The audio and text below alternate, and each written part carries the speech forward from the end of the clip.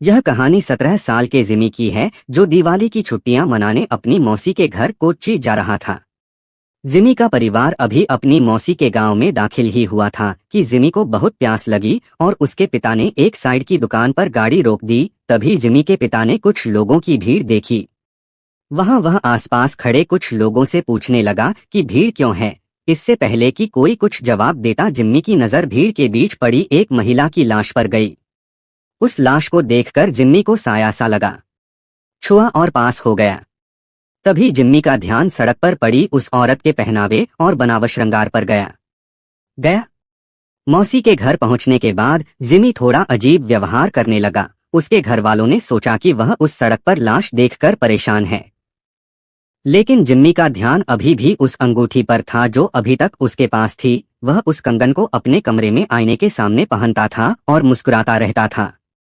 एक दिन जब जिम्मी उस कंगन को पहनकर अपने कमरे में खड़ा था तो उसे लगा कि वह पूरी तरह से एक लड़की बन गया है। वह अपनी चचेरी बहन ऋचा के पास गया और उससे सजावट के लिए कहा। फिर जिम्मी अपनी मौसी के कमरे में गया और वहां से उनकी साड़ी और लिपस्टिक उठा ली। वह तैयार हो रहा था कि जिम्मी के पापा उसके कमरे में आए। जैसे ही उसने जिम्मी को देखा, उसके पिता ने उसे डांटना शुरू कर दिया। जिम्मी ने रोते हुए कहा कि वह एक लड़की बनना चाहता है। यह सुनकर उसके पिता को बहुत गुस्सा आया और उसे बुरी तरह पीटना शुरू कर दिया और उसके कमरे को बाहर से बंद कर चला गया। जिमी अपने कमरे में बैठे बैठे जोर जोर से रोने लगा। तभी अचानक उसे दीवार पर लड़की की परछाई नजर आई और धीरे धीरे वह परछाई उसकी तरफ आने लगी। परछाई को देखकर जिम्मी थोड़ा घबरा गया और जोर जोर से कमरे का दरवाजा पीटने लगा, लेकिन किसी ने दरवाजा नहीं खोला।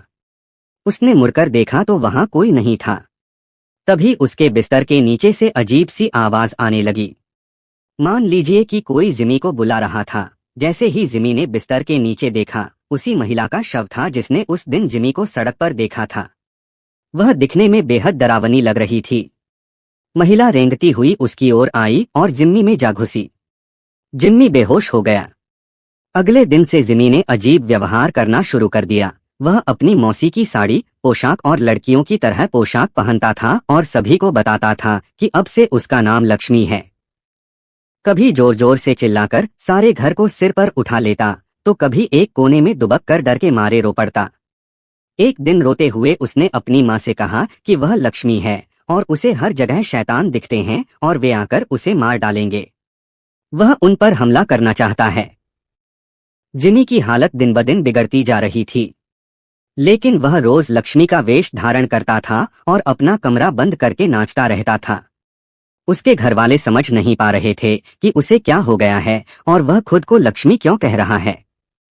जिमी के पिता आस पड़ोस में मदद मांगने लगे जब उन्हें पता चला कि उस दिन उन्होंने जो लाश सड़क पर देखी थी वह कोई और नहीं बल्कि जोजोस लक्ष्मी की थी।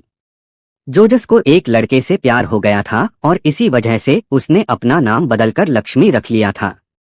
वे दोनों एक दूसरे से शादी करना चाहते थे, लेकिन जोजस के परिवार को यह मंजूर नहीं था। ऐसा करना उनके लिए बहुत बड़ा पाप था और गांव में बदनामी के कारण उन्होंने जोजस यानी लक्ष्मी को सबके सामने मार डाला। यह सुनकर जिमी के पापा के रोंगटे खड़े हो गए। उन्हें जिमी के साथ अपने व्यवहार पर बहुत पछतावा हुआ। वह समझ गया कि लक्ष्मी की आत्मा उसके पुत्र जिमी के शरीर में प्रवेश कर गई होगी। वह जल्दी से सारी बात बताने के लिए घर के लिए निकला, लेकिन तब तक बहुत देर हो चुकी थी। जिमी उस दिन भी अपना कमरा बंद करके नाच रहा था जब उसे लगा कि उसके दरवाजे पर शैतान उसे मारने आए हैं। वही शैतान जिनके पैर उल्टे थे, जिनके दांत खून से सने हुए थे और उनके नाखून लंबे थे। जिमी घबराहट में रोने लगा। जब तक उसके परिवार के बाकी लोग दरवाजा तोड़कर अंदर दाखिल हुए, जिमी का शरीर पूरी तरह से जम चुका था। वह तुरंत उसे अस्पताल ले गया। डॉक्टर ने बहुत कोशिश की और वह किसी तरह बच गया। जब जिमी के पिता ने सभी को जॉर्जेस की कहानी सुनाई तो परिवार के सभी सदस्यों को जॉर्जेस के लिए बहुत दुख हुआ और उन्होंने जॉर्जेस के लिए प्रार्थना की। और जब उन्हें जिमी के पास वह कंगन मिला तो उन्होंने उसे भी जॉर्जेस की कब्र के साथ किलेबंद कर दिया। कुछ दिनों बाद जिमी पूरी तरह से ठीक हो गया। आज उसे लक्ष्मी के बारे में कुछ भी याद नहीं है, लेकिन लक्ष्मी की तरह बहुत से लोग हैं जिन्हें गलत समझा जाता है और उन्हें अपनी पसंद के लिए लोगों के बुरे बर्ताव को झेलना पड़ता है। यहाँ तक कि कई लड़कों को लड़कियों से और कई लड़कियों को लड़कों से प्यार कराने के लिए भी लोग उन्हें मार डालते हैं। यह कहानी भले ही एक काल्पनिक कहानी हो, लेकिन इस कहानी में एक बहुत ही महत्वपूर्ण संदेश छुपा हुआ है।